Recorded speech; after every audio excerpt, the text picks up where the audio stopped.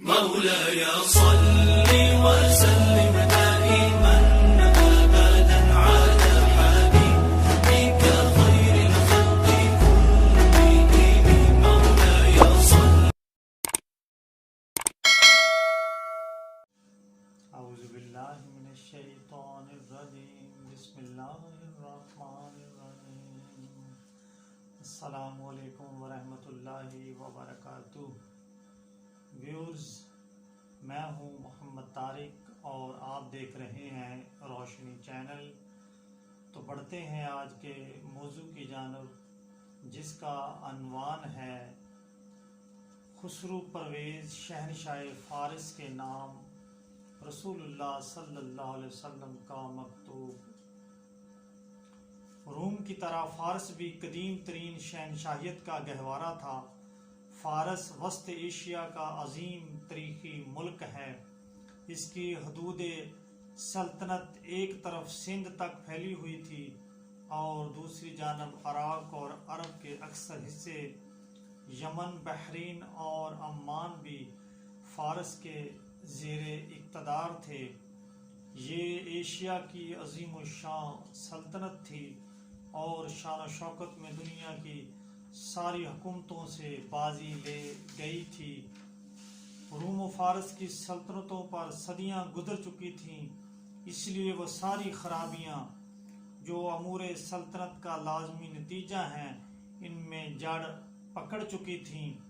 دنیاوی عیش و عشرت کو انہوں نے اپنی زندگی بنا لیا تھا.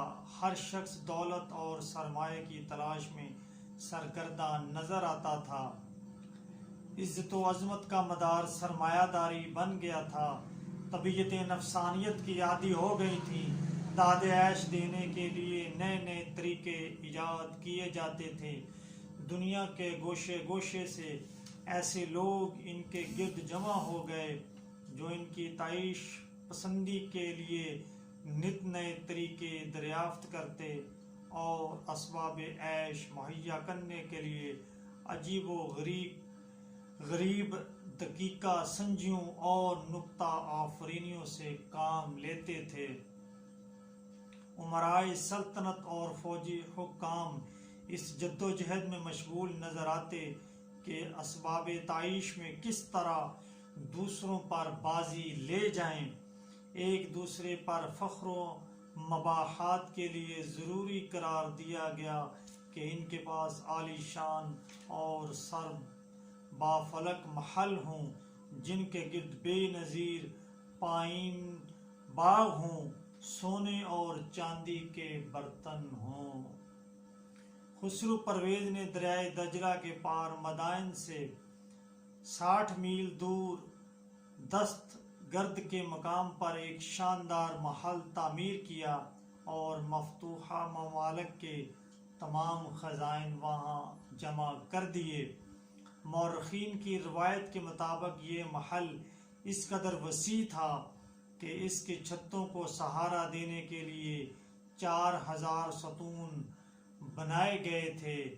1000 سنہرے فانوس محل میں آویزہ تھے. محل کے باہر میلوں تک باغات پھیلے ہوئے تھے. محل کے اندر 3000 حسین و جمیل لونڈیاں تھیں. سونے چاندی اور جواہرات کے 100 تہہ خانے مخصوص تھے.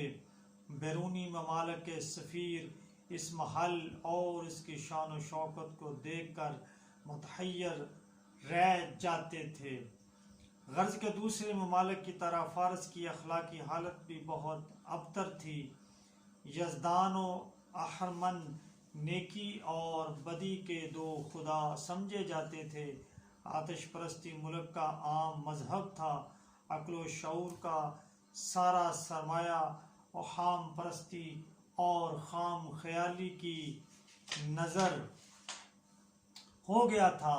طاقتور کا کمزور پر ظلم کرنا اور زبردست کا زیر دست کو کھا جانا ان کی زندگی کا روز مرہ معمول بن چکا تھا. 628 عیسوی میں بارگاہ رسالت صلی اللہ علیہ وسلم کے سفیر حضرت عبداللہ بن حذافہ جب فارس پہنچے تو خسرو نینوا میں مقیم تھا اور کیسر روم سے جنگ کی تیاری کر رہا تھا۔ فارس کے معمول کے مطابق بڑے جاہ و جلال اور شان و شوکت کے ساتھ خسرو تخت سلطنت پر براجمان تھا کہ نقیب کی آواز پر ایک شخص دربار میں حاضر ہوا۔ حاضرین نے بڑی حیرت کے ساتھ اسے دیکھا۔ اتنی معمولی لباس اور اس قدر سادگی اور بے باکی سے آج تک خسرو کے دربار میں کوئی نہ آیا تھا۔ حضرت عبداللہ بن حذافہ رضی اللہ تعالی عنہ نے نامہ مبارک شہنشاہ فارس کے سامنے پیش کر دیا، جس میں لکھا تھا کہ دو خداؤں کے بجائے ایک ہی ذات کو خالق خیر و شر ماننا چاہیے۔ اگر آپ توحید خداوندی کو تسلیم کر لیں گے تو آپ کے اوپر امن و سلامتی کا دروازہ کھل جائے گا، ورنہ آپ اپنے ساتھ اپنی قوم کی گمراہی کے بھی ذمہ دار ہوں گے۔ خسرو پرویز نے ترجمان کو بلا کر پڑھنے کا حکم دیا۔ فرمان رسالت میں لکھا تھا، بسم اللہ الرحمن الرحیم، محمد رسول اللہ کی طرف سے کسریٰ شاہ فارس کے نام، جو ہدایت کی پیروی کرے، اللہ پر اور اس کے رسول پر ایمان لائے، اس پر سلام ہے۔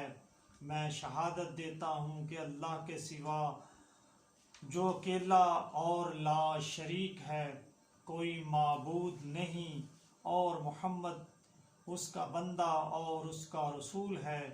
خدا نے مجھے تمام دنیا کے لیے پیغمبر بنا کر بھیجا ہے تاکہ ہر زندہ انسان کو خدا کا خوف دلاؤں۔ اسلام قبول کر لیجئے اور محفوظ ہو جائیے۔ اگر آپ نے انکار کیا تو تمام مجوسی کا گناہ بھی آپ کے ذمے ہوگا۔ تاجداران فارس اپنے آپ کو خدائے بزرگ و برتر کا شریک و سہیم سمجھتے تھے۔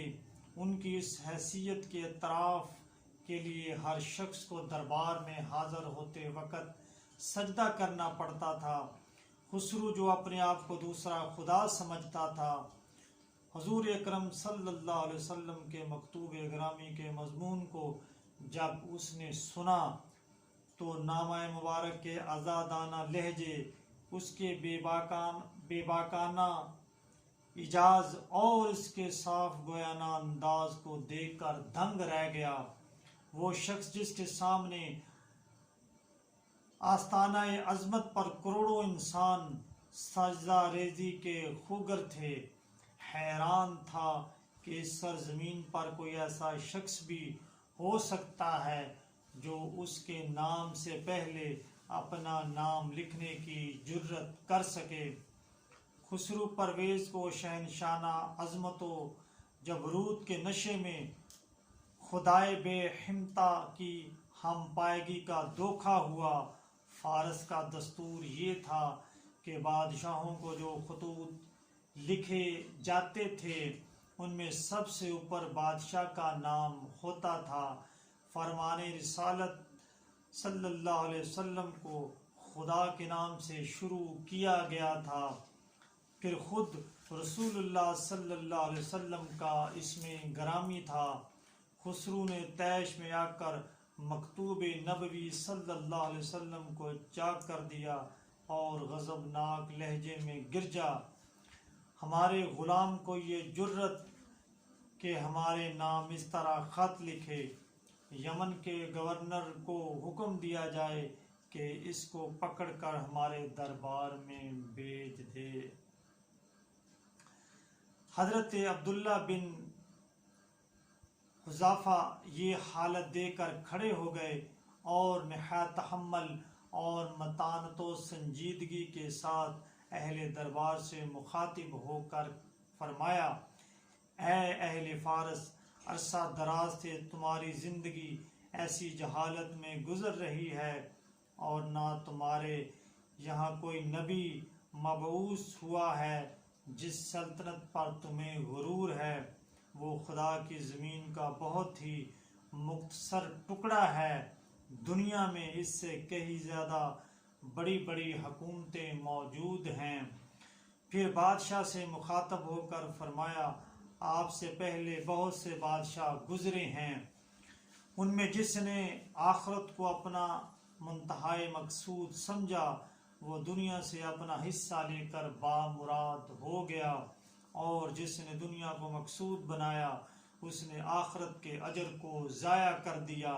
افسوس کہ میں نجات و فلاح کے جس پیغام کو لے کر آپ کے پاس آیا ہوں، آپ نے اسے حقارت سے دیکھا، حالانکہ آپ کو معلوم ہے کہ یہ پیغام ایسی جگہ سے آیا ہے جس کا خوف آپ کے دل میں موجود ہے۔ یاد رہے کہ حق کی یہ آواز آپ کی تحقیر سے دب نہیں سکتی۔ حضرت عبداللہ بن حذافہ رضی اللہ تعالی عنہ اہل فارس کو یہ تنبیہ کر کے دربار سے چلے آئے اور بارگاہ نبوت میں حاضر ہو کر تمام واقعہ عرض کر دیا۔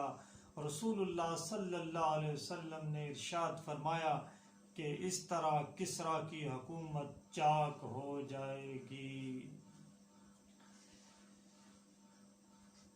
خسرو پرویز کے پاس جب مکتوب نبوی صلی اللہ علیہ وسلم پہنچا تھا تو وہ عراق میں نینوا کے مقام پر کیسر روم سے فیصلہ کن جنگ کی تیاریوں میں مصروف تھا۔ اس جنگ میں خسرو کو شرمناک شکست اٹھانی پڑی۔ روم کی فوجیں ایران کے دارالسلطنت کے قریب پہنچ گئیں۔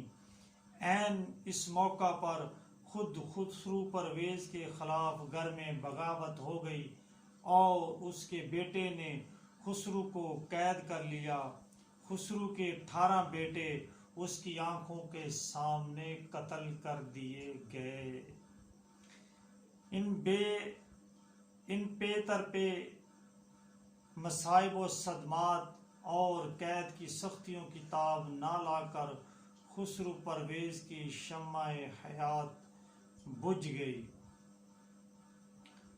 شاعر مشرق حکیم الامت حضرت علامہ محمد اقبال رحمۃ اللہ تعالی علیہ فرماتے ہیں، گرم ہو جاتا ہے جب محکوم قوموں کا لہو، تھر تھراتا ہے جہان چار سو رنگ و بو، پاک ہوتا ہے ظن و تخمی سے انسان کا ضمیر، کرتا ہے حراک و روشن چراغ آرزو، وہ پرانے چاک جن کو عقل سی سکتی نہیں، عشق سیتا ہے انہیں بے سوزن و تارے رفو، ضربت پیخم سے ہو جاتا ہے آخر پاش پاش، حاکمیت کا بت سنگین دل و آئینہ روح۔